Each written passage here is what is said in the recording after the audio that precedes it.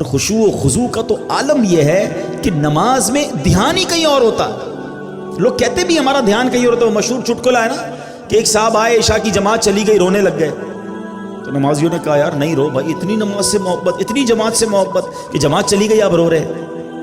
کہتے یار بات یہ نہیں ہے، مسئلہ یہ کہ روز دکان بند کر کے عشاء کی جماعت میں آتا تھا، امام صاحب 4 رکعت پڑھاتے تھے، میں پورا حساب ملا لیتا تھا۔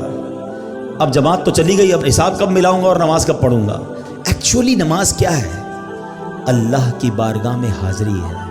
آپ کسی بہت بڑی شخصیت کے پاس، بڑے سیٹھ کے پاس، جس کے پاس آپ کی فائل رکی ہوئی ہو، اس افسر کے پاس جائیں تو دھیان کدھر ہوتا ہے؟ بالکل اس کی طرف فوکس، ہاتھ بندھے ہوئے، سر میرا چھوٹا سا کام، پلیز سائن کر، اتنی اس سے لجاجت، اس کی طرف فوکس۔ اور خدائے احکم الحاکمین کے دربار میں آنا ہے، دھیان کہیں اور ہے، سوچ کہیں اور ہے۔ خود سوچو، شرم آنی چاہیے۔ جس کا نماز میں دھیان کہیں اور ہوتا ہے اس کو خود ہی اپنے آپ سے شرم آنی چاہیے، اور یہ شرم ہی، یہ گلٹی ہی تمہیں دھیان دلا دے گی، تمہیں خشوع دلا دے گی۔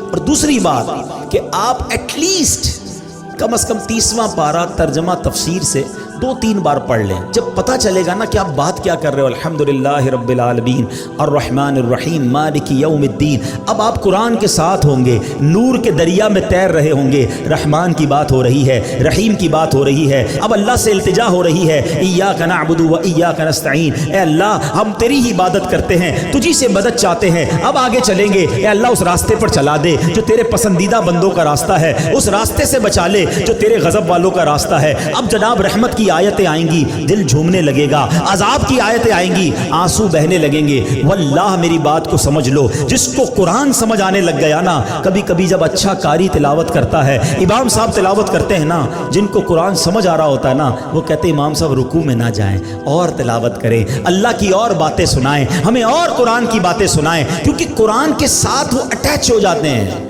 لیکن جس کو انڈرسٹینڈنگ ہی نہیں ہے، اس کو کیا فائدہ ہوگا؟ پلیز قرآن سے ایسی دوستی کرو۔